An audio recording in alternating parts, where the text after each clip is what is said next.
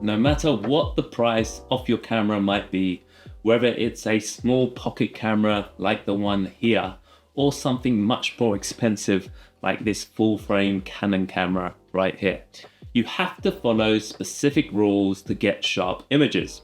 Just because you have an expensive setup, an amazing camera and lens, it does not automatically mean that your photos will be sharp. If you do not know what you're doing, your photos will just look average. So I follow these 5 simple tips to make sure that every single photo that I take, regardless of what camera I'm using, is always sharp. So that's a brief description of what we'll be going through in today's video. Let's get started. The most common reason why people's photos are not sharp is because they have not selected a fast enough shutter speed for the given subject. This is nearly always the case when it comes to blurry images. If your shutter speed is not fast enough, this will lead to 2 big issues. Number 1, you will need a fast enough shutter speed to freeze your subject's moving motion in your frame. Action sports, racing cars, wildlife all need faster shutter speeds than an object that is not moving. If your shutter speed is not fast enough and your subject is moving through the frame whilst the shutter is open, this will create a blurry image. And second, if you are holding your camera in your hands, you will need a fast enough shutter speed that will counter the movement of your hands. Some people's hands are a lot more steadier than others. The best thing to do is to always take some test shots. Set your shutter speed to what you think will work. For example, in street photography, I would always start at around 1/250 of a second and take around 3 photos. I will then zoom into each image to make sure that they are nice and sharp. If they are not, I will simply increase my shutter speed and repeat the process. For fast moving subjects like sports, wildlife, I would always start at 1/400. Again, the same principle. Take some photos, zoom in and check that they are sharp. If not, increase your shutter speed and repeat the process. Remember, the faster the moving subject, the faster your shutter speed will need to be to freeze that subject in motion. Always, and I mean always, no matter what kind of photography that you are doing, always do a test shot and follow the above process. I have learned the hard way because when I first started photography, I did not follow any process at all. I remember getting home only to find that most of my photos were blurry and I couldn't figure out why. You can now learn from all of my mistakes. The simple process of doing some test shots and then adjusting your settings if needed will save you a lot of time and a lot of headache. Trust me. To have sharp images, sharp photos, you will need to make sure that your subject or whatever it is that you are taking a photo of is in focus. A very common issue that we find here is that most cameras have 2 autofocus settings, 2 systems, and a lot of people do not know what they are. The first is referred to as one shot. This focuses and freezes the focus on a single point, a single plane, so that if you were to move, you would then need to refocus again. The second is called autofocus continuous. This system follows the subject wherever it goes and keeps it in focus. One shot autofocus, which freezes the focus on a single plane, is best used for static subjects. Things like architecture, landscape, anything, still life and so on.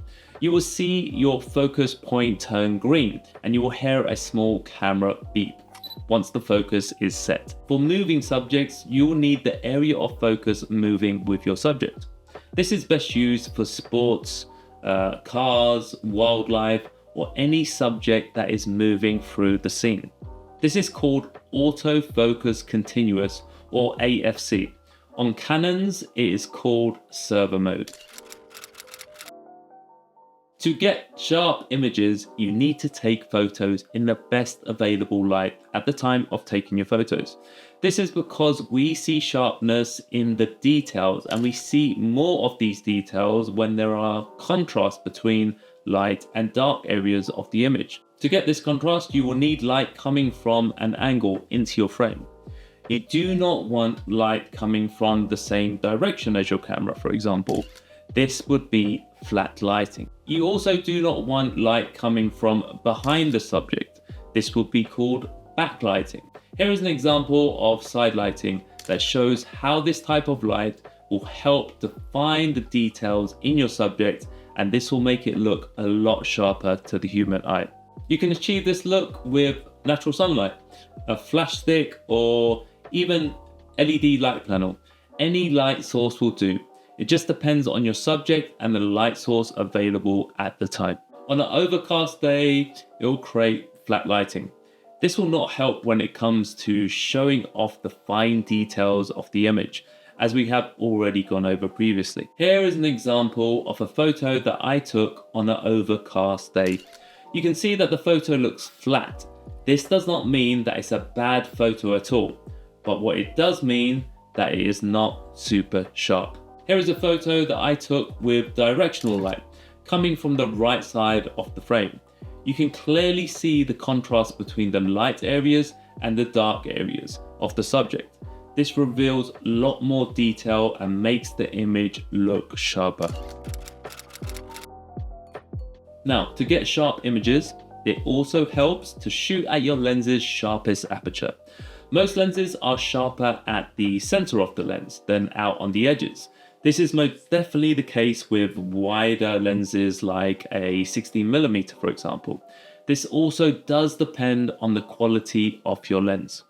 By reducing the size of the aperture by selecting a higher f-stop like f12 or f14, 16 and so on, you are letting less light into the camera and using the part of the lens that is the highest quality, which will produce the sharpest photo. You'll need to experiment with this, as every camera body and lens combination will differ. You can do a simple experiment at home by simply taking the object, placing it on a table, make sure that the subject is well lit, then placing your camera on a tripod and taking some photos at different apertures: f4, f6, f8, f10, f12, f16, and so on. You can then download these to your computer and compare the sharpness of each photo. You can also do a search online, as you will most definitely find that someone has already done this for you and your lens. How you hold your camera is very important when it comes to getting sharp images. If you are moving your camera around whilst taking photos, it will definitely add blur to your images, especially at lower shutter speeds. Earlier, we spoke about higher shutter speeds compensating for handheld movement. This is very true. If you could also add good camera technique, this will definitely help in creating sharper photos. You should always use tripods for slower shutter speeds, unless you are trying to be creative and create camera blur on purpose. Tripods are great for architecture, landscape, and still life. If we are out doing street photography, we are most likely going to be holding our cameras in our hands, as we want to be fluid and react to the environment around us. In this case, we want to improve our camera technique. Number one, we want to keep the camera nice and still so that our subjects stay in the same place in our frame whilst we open the shutter and take that photo.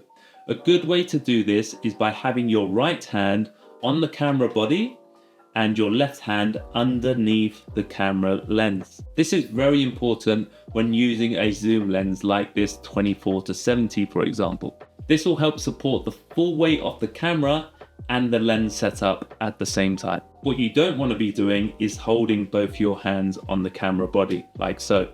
This will make the camera top heavy, so when you're taking a picture, it is more likely to shake. Next, once we've got our first step sorted, we can then tuck our elbows into our body.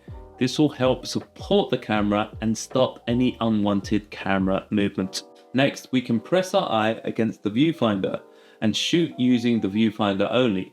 This is a lot more stable than using the back LCD screen. And it'll also save a lot of battery, as your camera's LCD screen will eat a lot more battery power. Now, the only reason that I do not use the viewfinder when I'm doing my photography videos is because I want to show you exactly what I am seeing. So it feels like you are actually there with me on the streets. If you're taking photos of a moving subject, like in sports or maybe wildlife, you will want to move your entire body and pan with the subject. Tuck your elbows in and pan with the subject, like so. You do not want your arms out and then trying to move with the subject like this. This is going to create a lot more camera shake. Now, make sure that you apply these tips so that you can get sharper photos. The most important tip is your shutter speed. Always make sure you've got a fast enough shutter speed to freeze your subject in your frame. And remember, your shutter speed can never be too fast. Another thing to remember is that you do not always want super sharp photos. For example, in beauty photography, if the photo is super sharp, we will see all the fine little details and imperfections of the skin that we don't really want to see.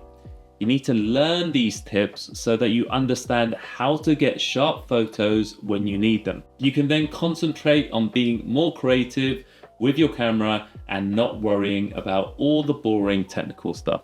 Okay, so there are my 5 best tips on how to get sharp images.